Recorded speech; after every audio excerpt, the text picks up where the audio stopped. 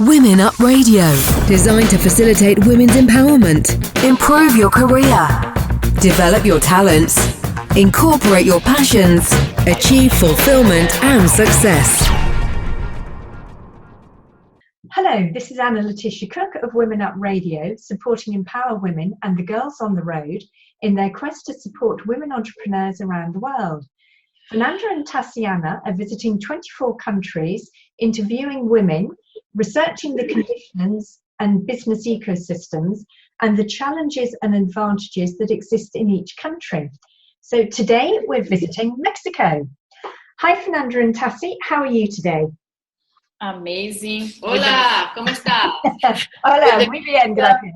What the Mexican food, even better. Lovely. I know, I love Mexican food. So tell me, with Mexico, what's the general vision of business and women in business and women entrepreneurs in Mexico? Well, in Mexico, in some sort, like very close to your own culture, of course, Latin America. We were very surprised to talk to the women in Mexico City. They talked to us about how they are able to, to really put their ideas into place. They can count in a very vibrant ecosystem as well. They have like big organizations that work with entrepreneurship, not only with women, or some of them like focus on women as well. And they, of course, they face some challenges that are very typical from Latin cultures that we also face in Brazil. Mm-hmm. But we could see like a very diverse group of entrepreneurs, not only in tech, but also social enterprise and, a traditional business. We interview a woman who have this large platform of e-commerce, and she can break all the stereotypes. She's a mother. When we interviewed her, she was actually pregnant of twins. Yeah. And she has been building like one of the largest e-commerce in Mexico. Oh, right. Okay. And I mean, is business booming in Mexico? I just don't know anything about the business over there. Is it a strong economy, or is it struggling, or what's it like? Well, yeah, it has been growing, not that much, but it has much more of a positive economy lately. I think mostly, of course, because they really take advantage of being, that close to the US, of course. Yeah. There's a lot of business going on. And also, for example, you have a lot of Spanish investment in Mexico as well. Yeah. So yes, it is an economy that has been vibrant with ups and downs, of course. Yeah. So the peso has been devalued a few times, so they still have to struggle in terms of the best economic policy, but still they're doing good. And again, as we've seen in other countries, they are really putting a lot of their bets in entrepreneurship. Definitely. Yeah, great. And mostly because all this interaction with the US, of course, you have so many Mexican entrepreneurs going to the US and also American entrepreneurs going to Mexico, really test their ideas and expand their markets. So, of course, they take advantage of this exchange, and it's really important for them. Well, that sounds good. Okay, and so for women as entrepreneurs in Mexico, what's it like for them? It is like sometimes they just have to hide how much money they make. Otherwise, their husband will be really pissed off. Yes. It's just like a parenthesis here. It's not a joke. We really heard that from one of the entrepreneurs. Of course, like the younger generations are much more open. Yeah. But it still has this stigma that men, because it's a Latin American culture, that the man has to make more money than women. So some of them have to tell, like from the door out, that their husband makes more money than they do, but otherwise that they will not feel comfortable. And of course, we also heard from one of the entrepreneurs. She came from Colombia and established in Mexico many years ago, and she has been building this business in the health industry. Mm-hmm. And she says that still women have not the easy access to funding. She was for some years trying to attract investment into her company, and the bank would refuse over and over. up to the point that she won a prize for this big consulting company, international one.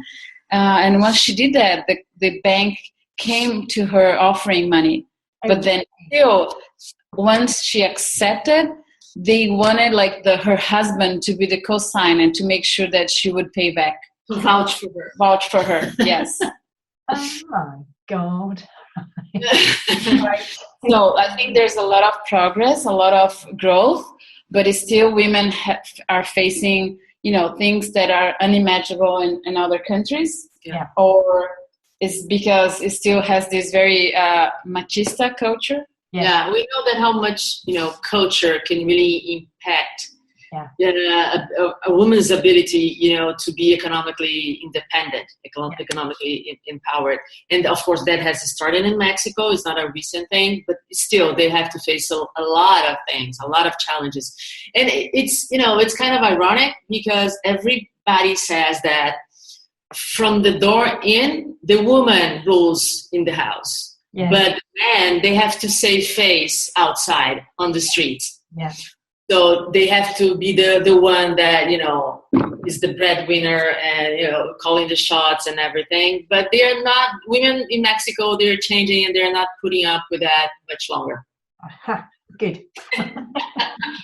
Glad to hear that, right? Yes. So what are the main factors in the business ecosystem over there? Well, I think that being so close to the US is a big advantage for them because they have like a huge market that they can also take into account when they're trying, to sell their service and their products. Mm-hmm. Of course, when you're talking about tech business, like the borders are much more expanded. Mm-hmm. They have been in business. And they are very ambitious of thinking about like global business. We interview like an entrepreneur that she said that she started like her idea when she was studying in Europe, and then she wanted to move along with entrepreneurship. Came back to Mexico because she wanted to develop her business there, and now already expanded to the US. And then she has this mindset of going global and very ambitious. Yeah. We see also organizations helping.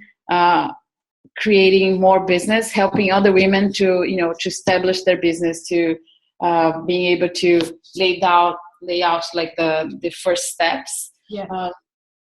It was a very interesting organization that we had the opportunity to interview, and they basically support women from those poor areas of Greater Mexico City. Yeah. So, women that they sew, they do baskets, and, very traditional business.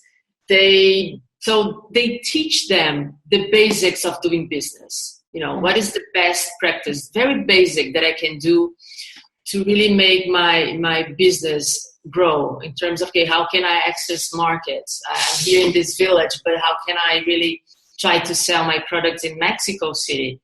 And this is huge because these are women that do that for maybe so many times to feed their children. And now they can see a future in what they're doing, besides putting food on the table, which is huge. But they really can aspire for something greater. And they feel supported, of course, which they're working together. And it shows the power when women connect to other women and really support each other, of course, to show everything that is possible. And it's a really great initiative. It's called CREA. Yeah. They are doing amazing things with these women in Mexico. That sounds amazing. It sounds really, really helpful. Yes. Because things like that just change the whole outlook and future for generations, but also for regions. So absolutely, yes. Okay, it sounds like the challenges that women have are this machista culture.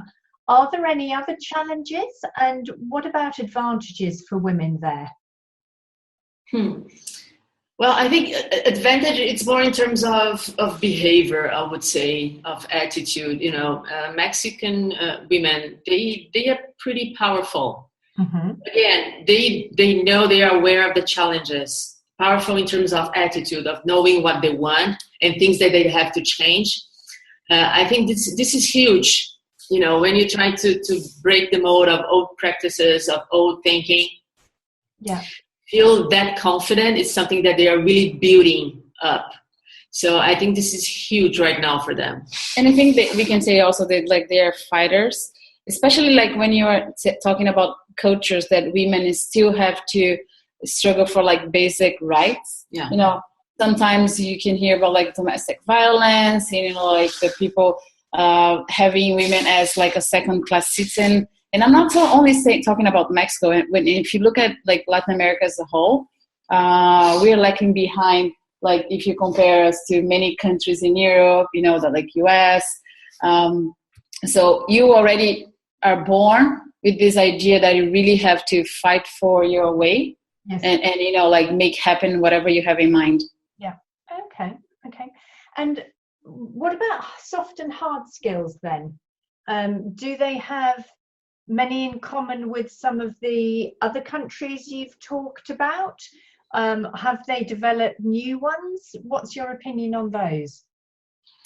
I think like you can say like about hard skill. Of course, we were interviewing Mexico City, so we can say that lots of these women were educated in the US, in good colleges, in Mexico.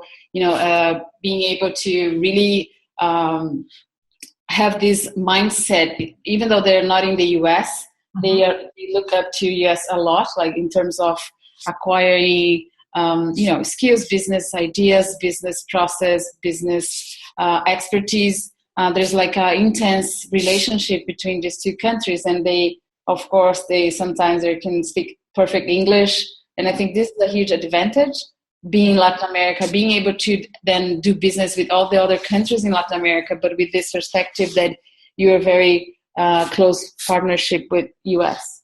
And I think there's another aspect that sometimes I think about networking, and I really do not know if it falls within soft or hard skills. I think both a little bit, because networking is something that you can really learn how to do it. Yes. You can do it naturally, and so many people, have in them to really network at excellence, but you can really learn.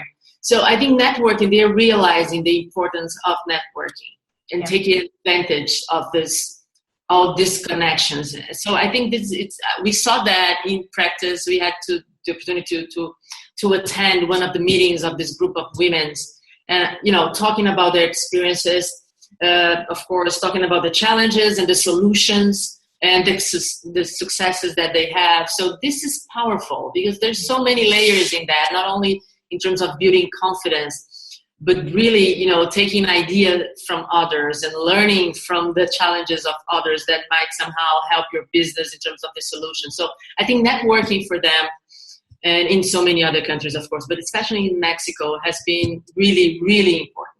Oh, excellent. Okay. And what about my last question, as always?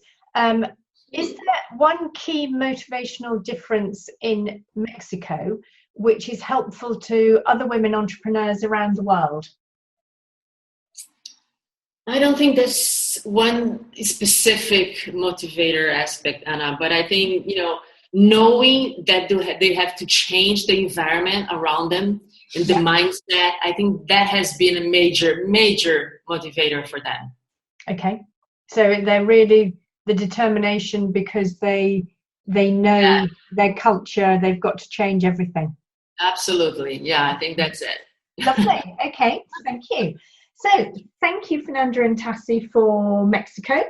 It's very interesting, and it sounds that they've got lots of opportunities as well, although obviously slightly different from Portugal, which we spoke about last time, which seems to be much more open to different opportunities. But okay, so next week we will be